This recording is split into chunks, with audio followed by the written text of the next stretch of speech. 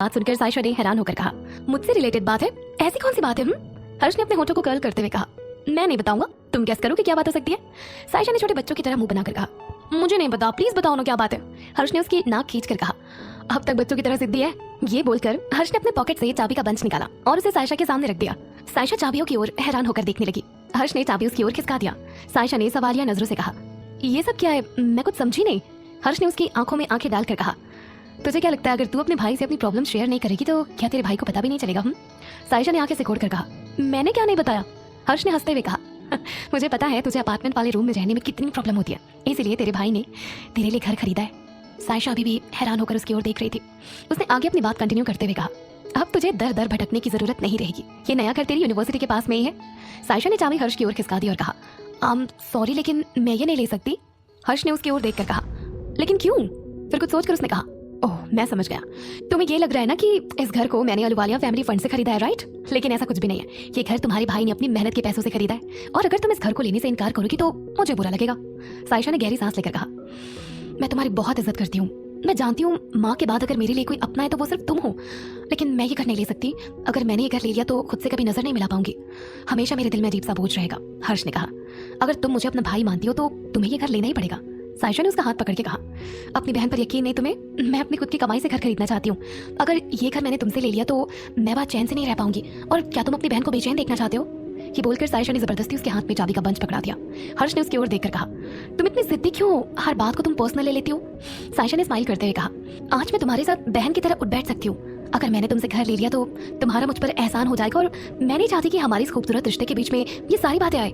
हर्ष ने गहरी सांस लेकर कहा, तुमसे बातों में जीत पाना इम्पॉसिबल है। खैर अगर तुम्हारी यही इच्छा है तो मैं तुम्हें ज्यादा फोर्स नहीं करूंगा, लेकिन हाँ जब भी तुम्हें जरूरत हो तुम बस एक कॉल कर देना, ओके? सायशा ने स्माइल कर दिया और हाँ में सर हिला दिया। सायशा अपनी घड़ी में समय देखकर कहती है, मुझे लगता है अब हमें चलना चाहिए। हर्ष ने बिल पे किया और वो दोनों अपनी टेबल से उठकर होटल के एग्जिट डोर की ओर जाने लगे। इस वक्त दोनों हंसी मजाक कर रहे थे कि तभी सायशा की नजर होटल के रिसेप्शन में मौजूद साहिल और मिताली पर पड़ी। उन दोनों को देखकर सायशा मन में सोचने लगी, इन दोनों ने मुझे हर्ष के साथ देख लिया तो मेरा और अहलुवालिया फैमिली के बीच का सच सभी के सामने आ जाएगा और ये मैं कभी नहीं होने देना चाहती। ये सोचकर सायशा ने हर्ष का हाथ पकड़ा और एग्जिट डोर की ओर तेजी से चलने लगी। सायशा के अचानक से ऐसा करने से हर्ष को अजीब लगा। उसने उसकी ओर देखकर कहा, क्या बात है सायशा, तुम अचानक इस तरह से क्यों बिहेव कर रही हो? सायशा ने उसे चुप रहने का इशारा किया और धीरे से कहा, यहाँ रिसेप्शन पर मेरी क्लासमेट है और मैं ये नहीं चाहती कि वो हम दोनों को साथ में देखे। हर्ष ने हैरान होकर कहा, लेकिन क्यों? सायशा ने धीरे से कहा, मैं तुम्हें बाद में बताऊंगी, फिलहाल यहाँ से चलो। हर्ष ने ओके कहा और वो दोनों एग्जिट डोर से बाहर की ओर जाने लगे। और उधर मिताली और साहिल ने उन दोनों को साथ में देख लिया था। मिताली ने हैरान होकर साहिल से कहा, क्या तुमने देखा वो सायशा ही थी ना? साहिल भी सायशा को हर्ष के साथ देखकर हैरान था। साहिल ने कहा, हाँ, और उसके साथ हर्ष अहलुवालिया भी मौजूद था। ये बोलकर साहिल तुरंत एग्जिट डोर से बाहर निकला। इस दौरान हर्ष और सायशा काफी आगे जा चुके थे, लेकिन साहिल ने उन दोनों के साथ में फोटो क्लिक कर ली और खुद से बात करते हुए बोला, अभय सर के सबसे बड़े दुश्मन हर्ष अहलुवालिया के साथ सायशा की तस्वीर पूरे ऑफिस में बवाल मचाने लगी है। ये बोलकर वो स्माइल करने लगा।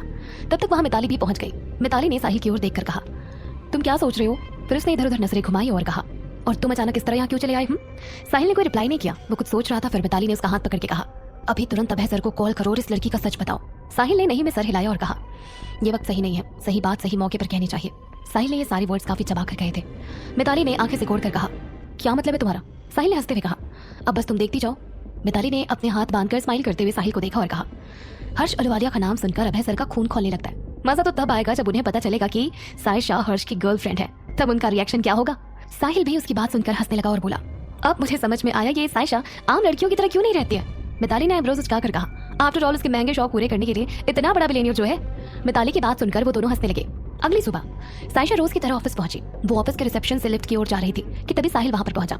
उसने सायशा को देखकर हेलो कहा। सायशा ने भी उसे रूखेपन से रिप्लाई कर दिया। कुछ देर बाद उनके सामने लिफ्ट ओपन हुई। सायशा के लिफ्ट में एंटर होते ही साहिल भी लिफ्ट के अंदर आ गया। सायशा ने अपने फ्लोर का बटन प्रेस किया। लिफ्ट ऊपर की ओर जाने लगी। साहिल ने उसकी ओर देखकर कहा, वैसे तुम चाहो तो हम अच्छे दोस्त बन सकते हैं। सायशा ने हैरान होकर उसकी ओर देखा और रूखेपन से कहा, मुझे नहीं लगता कि आपके अंदर दोस्त बनने की क्वालिटी है। साहिल ने अपनी आईब्रोज उठाकर कहा, अगर हम दोनों इस कंपनी में एक दूसरे को सपोर्ट करें और एक दूसरे की कुछ बातों को सीक्रेट रखेंगे तो मुझे लगता है कि हमसे बेहतर दोस्त कोई नहीं बन सकता। ये बोलकर साहिल हंसने लगा। सायशा ने उसकी ओर देखकर कहा, मैंने ऐसा कोई काम नहीं किया जिसकी वजह से मुझे शर्मिंदा होना पड़े और सीक्रेट रखना पड़े। साहिल ने अपने पॉकेट से मोबाइल निकाला और उसकी ओर हर्ष की फोटो शो करते हुए उसने कहा, मुझे पता है तुम कभी भी नहीं चाहोगी कि तुम्हारी ये तस्वीर वायरल हो जाए। सायशा उस फोटो को देखकर हैरान थी। वो कुछ सोच रही थी कि तभी साहिल बोल पड़ा, अब मुझे समझ में आया कि तुम ऑफिस में किसी मेल एम्प्लॉयज को लिफ्ट क्यों नहीं देती, क्योंकि तुमने बिलियनियर जो फंसा रखा है। सायशा ने नाराज होकर उसकी ओर देखा और कहा, आप ये क्या बकवास कर रहे हैं। तब तक लिफ्ट ओपन हो चुकी थी। सायशा लिफ्ट से बाहर निकल आई। साहिल भी उसे फॉलो करते हुए लिफ्ट से बाहर आ गया। और साइशा के सामने आकर उसका रास्ता रोककर खड़े हो गया। साहिल ने सीरियस होकर कहा, मैं बकवास नहीं कर रहा हूँ, कल मैंने खुद तुम्हें तुम्हारे बिलियनियर बॉयफ्रेंड के साथ देखा है और तुम्हें तो पता ही होगा तुम्हारा बिलियनियर बॉयफ्रेंड हमारे बॉस यानी अभय खन्ना का कितना बड़ा दुश्मन है और जब उन्हें तुम्हारी तस्वीर के बारे में पता चलेगा तब वो तुम्हारा क्या हाल करेंगे, क्या कभी तुमने सोचा है? साइशा ने गहरी सांस ली और उसकी आंखों में आंखें डालकर कहा, मुझे ऐसा लगता है कि आप मेंटल सिक हैं और अगर आप अभय सर को ये तस्वीर दिखाना चाहते हैं तो मुझे कोई प्रॉब्लम नहीं है, ये मेरी पर्सनल लाइफ है, इसलिए आप मुझे ब्लैकमेल करने की कोशिश ना करें। एक्सक्यूज मी, मुझे बहुत काम है। ये बोलकर साइशा वहां से चली गई। उसके वहां से जाने के बाद साहिल ने खुद से बात करते हुए कहा, लड़की खुद पर बहुत घमंड है ना, अब देख तुझे कैसे मजा चखाता हूँ। केबिन में बैठकर साइशा अपनी फाइल चेक कर रही थी। कुछ देर बाद वहां रिया पहुंची। रिया को देखकर साइशा ने अपनी फाइल बंद की और हंसते हुए कहा, मैं तुम्हारा ही वेट कर रही थी। रिया ने उसके पास आकर कहा, मुझे लगता है अगर मैं आपको लंच टाइम पर लेने ना आऊं तो आप तो लंच करना भी भूल जाओगे मैडम। साइशा ने झूठ मूठ का गुस्सा करते हुए कहा, मैं तुमसे नाराज हूँ, तुमने फिर से मुझे मैडम कहा, अब मैं तुम्हारे साथ लंच करने नहीं जाऊंगी। ये बात कहते वक्त साइशा के चेहरे और उसकी आवाज में शरारत थी। रिया ने तुरंत छोटे बच्चे की तरह अपने दोनों कान पकड़ लिए और कहा, नहीं प्लीज मुझसे नाराज मत हो ना, तुम तो मेरी लकी स्टार हो, मैं तुम्हें साइशा ही कहूंगी। ये बात सुनकर साइशा हंसने लगी और वो दोनों ऑफिस के कैंटीन की ओर चले गए। वो दोनों वहां बैठकर लंच कर रहे थे कि तभी वहां राहुल पहुंचा। राहुल ने साइशा की ओर देखकर कहा, क्या आज डिनर हम दोनों साथ में कर सकते हैं? साइशा ने उसकी ओर देखा और फिर रिप्लाई किया, आई एम सॉरी, आज मैं डिनर के लिए किसी और के साथ जा रही हूँ। रिया भी साइशा के साथ मौजूद थी। रिया ने राहुल की ओर देखकर कहा, साइशा ने हमें बताया ना कि उसका बॉयफ्रेंड है, तो बार बार तू उस पर चांस क्यों मार रहा है? उसकी बात सुनकर राहुल ने धीरे से उसके सर पर टपली मारकर कहा, इडियट, तुझे कुछ समझ में नहीं आता? इनकी ये बात साइशा तक पहुंच चुकी थी। राहुल ने उसकी ओर देखकर कहा, क्या कल हम दोनों साथ में लंच कर सकते हैं? साइशा ने उसकी ओर देखा और सपाट लहजे में कहा, मुझे ऑफिस में रिया के अलावा किसी और के साथ लंच करना बिल्कुल पसंद नहीं है, आई एम सॉरी। साहिल उनकी टेबल से कुछ दूर में बैठा हुआ था और वो लोगों की सारी बातें सुन पा रहा था। साहिल ने खुद से बात करते हुए कहा, जिसका हर्ष अहलूवालिया जैसा बॉयफ्रेंड हो वो राहुल जैसे लोगों पर इंटरेस्ट क्यों दिखाएगी? और उधर अभय अपने केबिन में मौजूद था। उसने साइशा को फोन लगाया। साइशा ने कुछ देर बाद उसका फोन पिक किया। उसने सपाट लहजे में कहा, तुम्हें फोन उठाने में इतना वक्त क्यों लगा? साइशा का जवाब आया, अभय इस वक्त मैं ऑफिस कैंटीन में रिया के साथ लंच कर रही हूँ, उसके सामने मैं तुम्हारा कॉल रिसीव नहीं कर सकती थी ना।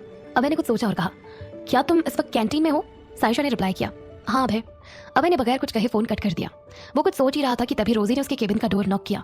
अभय के कमेंट कहते ही वो केबिन के अंदर पहुंची। अभय ने बगैर उसकी ओर देखे कहा, कहो क्या काम है? रोजी ने अभय की ओर देखकर कहा, सर लंच टाइम हो चुका है, मैं अभी आपके लिए आपके फेवरेट 5 स्टार होटल से लंच ऑर्डर कर देती हूँ।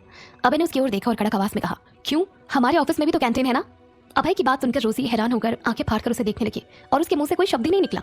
अभय ने उसकी ओर देखकर कहा, अब इस तरह मुझे आंखें फाड़कर क्यों देख रही हो? क्या मैं ऑफिस के कैंटीन में लंच भी नहीं कर सकता? उसकी आवाज सुनकर रोजी अपने ख्यालों से बाहर आई और उसने 2 बार हाँ में सर हिलाया। उसका मुंह अब भी खुला हुआ था। अभय ने बड़बड़ाते हुए कहा, क्या ये सारी लड़कियां एक ही तरह होती है? रोजी ने मासूमियत से कहा, सर कुछ कहा आपने? अभय ने उसकी ओर देखा और कहा, मुझे इसी वक्त कैंटीन जाना है। रोजी ने हाँ में सर हिलाया और कहा, मैं अभी आपके लिए स्पेशल चेयर अरेंज करवाती हूँ। अभय अपनी चेयर से उठकर खड़ा हुआ और उसने सपाट लहजे में कहा, कोई जरूरत नहीं है, मैं कैंटीन में देखना चाहता हूँ कि हमारे एम्प्लॉयज को कैसा खाना प्रोवाइड किया जाता है। रोजी ने हाँ में सर हिला दिया। अभय अपने केबिन से बाहर निकला और रोजी भी उसे फॉलो करती हुई उसके पीछे चल पड़ी। कुछ देर बाद अभय ऑफिस के कैंटीन में पहुंचा। अभय को वहां देखकर सारे एम्प्लॉयज हड़बड़ाकर और अपनी अपनी चेयर से उठकर खड़े हो गए। अभय ने रोजी की ओर देखा। रोजी ने सभी की ओर देखकर कहा, आप सभी आराम से बैठकर खाना खाइए, किसी को फॉर्मेलिटी करने की जरूरत नहीं है। हालांकि ये कहते वक्त रोजी को भी बहुत अजीब लग रहा था, क्योंकि ये दूसरी बार था जब अभय कैंटीन पहुंचा था। अभय को कैंटीन में देखकर साइशा हैरान होकर उसकी ओर देखने लगी। इस वक्त उसके साथ राहुल और रिया भी मौजूद थे। अभय ने राहुल पर तिरछी नजर डाली। राहुल ने उसे विश किया। अभय ने हाँ में सर हिला दिया और उसके चेयर के पास रुक गया। अभय को अपने पास देखकर राहुल और रिया अपनी चेयर से उठकर खड़े हो गए। साइशा भी अपनी चेयर से उठकर खड़ी हो गई और अभय ने उन्हें बैठने का इशारा किया और उसी की तरफ देखा। रोजी ने तुरंत हाँ में सर हिलाया और कुछ देर में वहां एक्स्ट्रा चेयर लग गई। अभय चेयर पर सेटल हो गया। इस बीच उसने साइशा पर एक नजर भी नहीं डाली। राहुल ने अभय की ओर देखकर कहा, सर मुझे यकीन नहीं हो रहा कि इस वक्त आप हमारे साथ हमारी टेबल पर मौजूद हैं। ये बोलकर उसने साइशा की ओर देखा और कहा, मैंने ठीक कहा ना साइशा? अभय को राहुल का साइशा के इतने करीब होना बिल्कुल अच्छा नहीं लग रहा था। वो साइशा को गुस्से से घूर कर देख रहा था। साइशा भी उसकी नजरों से उसके अनकहे अल्फाज अच्छी तरह महसूस कर रही थी। अभय को गुस्से में देख उसके दिल की धड़कनें डर की वजह से और तेज चलने लगी। क्या करेगा अभय? क्या होगा आगे? जानने के लिए सुनते रहिए पॉकेट एफएम। अभय साइशा के साथ ऑफिस के कैंटीन में मौजूद था। इसके अलावा उसके साथ रिया, राहुल और अभय के पीछे रोसी भी हाथ बांध कर खड़ी हुई थी। राहुल को साइशा के साथ इतने फ्रेंडली होते देखकर अभय को कोई खास अच्छा नहीं लगा। उसने राहुल की ओर घूर कर देखा और कहा, क्या तुम और साइशा एक डिपार्टमेंट में काम करते हो? ये बात सुनकर राहुल ने हंसते हुए रिप्लाई किया, नहीं नहीं सर, मैं तो डिफेंस डिपार्टमेंट में हूँ। अभय ने कोई रिप्लाई नहीं दिया। साइशा को इतने कम दिनों में अभय का नेचर समझ में तो आ चुका था।